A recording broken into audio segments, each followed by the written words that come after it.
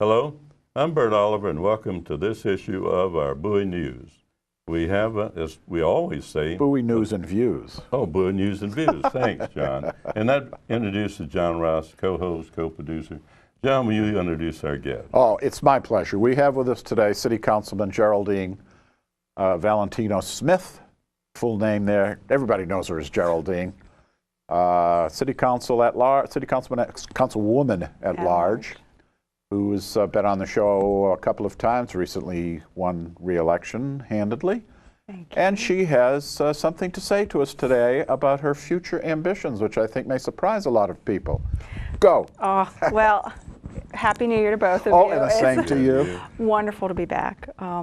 I think this kind of upholds the stellar reputation that John has for journalism, because he is breaking news as we speak. I am, after great contemplation, research, and talking to family and friends and people in the community, going to file for the 23A delegate seat. And I got to explain to the audience. I mean, people say, sure, where is this ahead. coming from? I never foresaw this coming, my family, our friends, even the community, that there would be an opening. True. Very rarely do you see an opening in a delegate seat. Incumbents are elected. Mm-hmm. They're very hard to run against. Now that I'm one, I can appreciate that, but when I wasn't. But we've always had a very strong set of incumbents. And in this last election, Geraldine Levi did unseat an incumbent. And she fought very hard for her seat, but she's now made a decision to do something else with her time and talents and to run for county executive. Yeah. That creates an opening that I don't think any of us foresaw. No, absolutely. But nevertheless, a very important opening for our city mm-hmm. and for the district. Mm-hmm.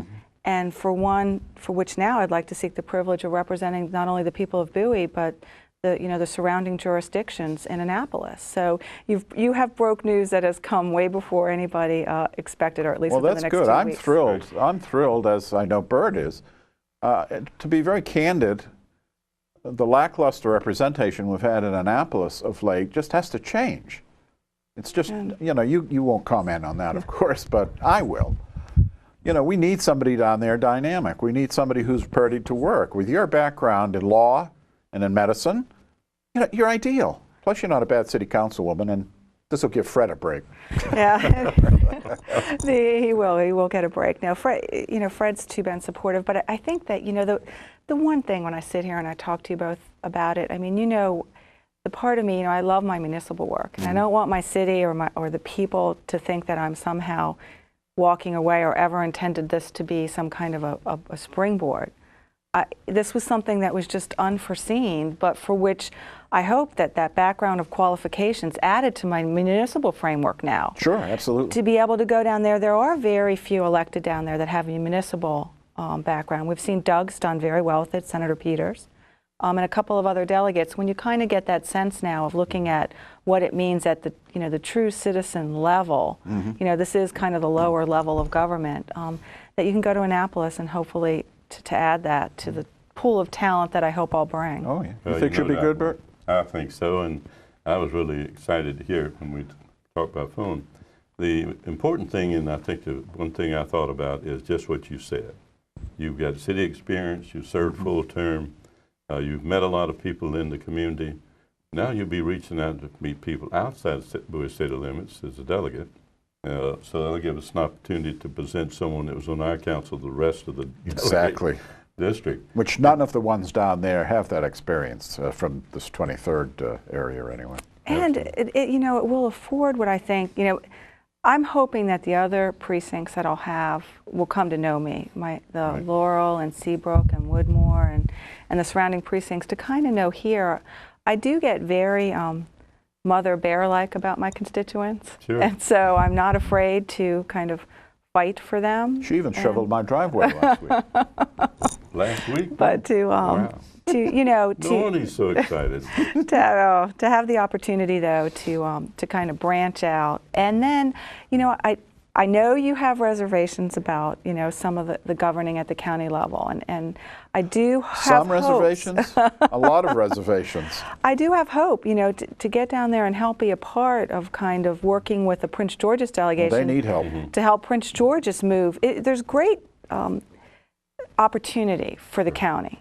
even in these difficult times. Yeah. And I'd really like to help be a part of that energy. Well, I've noticed this, John, that the time you were on the city council, you didn't always follow the crowd. To say the least. And that's refreshing, particularly It really the city is. council thing or any other thing. And the one thing we have not had, in spite of Fred being very popular, and a lot of others that had opportunities and maybe missed to work with this county, it seems to be like if we don't all do it together, we don't want any one city council person communicating with the state or the county. That's wrong, in my opinion. If you've got a voice, you should exercise it for the benefit of your constituents in the city, the same as you should as a delegate. And the important thing is, I know you well enough now, particularly when you voted against building City Hall, that you were willing to wait until opportunities you felt more comfortable with. In tough economic times, that's the last thing you want to do is take funds that can be delayed until you see the whole picture. On the state level, I know you'll be. Well, what will your priorities on the state level be? Well, I mean, that's just it. You know, sometimes when you think of priorities, you think of all the things that you're going to try and get done. Main priorities. Yeah, and I think at this point it's to go down there with a healthy recognition of the fact that the stimulus money is pretty much spent. Yeah. The state was good in saving some for next year, and that the rainy day money is pretty much been taken to the extent that it can be taken. So that there has to be a real evaluation of what's considered a core service. We're going to have to do that here in the city, and I'll continue to do that as a council person. At the state, you know, this is going to offer a real evaluation of what constitute core state services. Whether I'm really to describe what I think that is, I've got the beginnings of what I believe will be. But at that point, too, what I think about is the opportunity as this turns around to help be part of redeciding how money will be spent when it starts to come back into the coffers. So I think it's as much as defining the core services. I think that right now the state, too, has, not through its own fault, but through maybe some necessity, not had as much sensitivity to the municipal level as it needs to have. And so, that was delicately put. So I would hope to be there kind of as one of the focal movers to say, you know, what we do impacts, not every citizen lives in a municipality, but a great majority do. And we have to be really cognizant of how that impacts municipalities, because the only tool a municipality has is to raise taxes for the most part. Yes. Unless the legislature frees up some of that, and I'd like to be part of seeing how the legislature can afford some more flexible tools to the municipalities rather than just knowing, well, we're cutting them and they'll be the ones that have to raise taxes. Well, speaking of flexibility for the municipalities, I'm sure you'd be willing to work as hard as you can on getting this community a bit more say over what's built here, land use, zoning.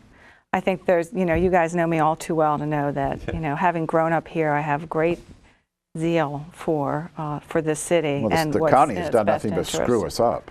And, you know, we're going to have a new county executive. And I think you go into this, you know, you go into this and I go into it hoping that that brings great hope for some change. Hope springs eternal.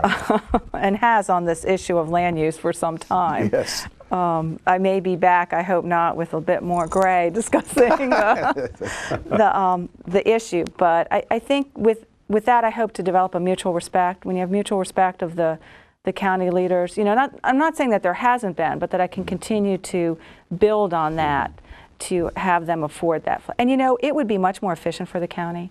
At the end of the day, they would save money if they allowed the municipalities that have a developed land use department to take power play on the part of the county. You know, we are not asking to change the county regulations. Sure. We're not asking to change anything other than to follow the existing rules. So I do hope to be part of that.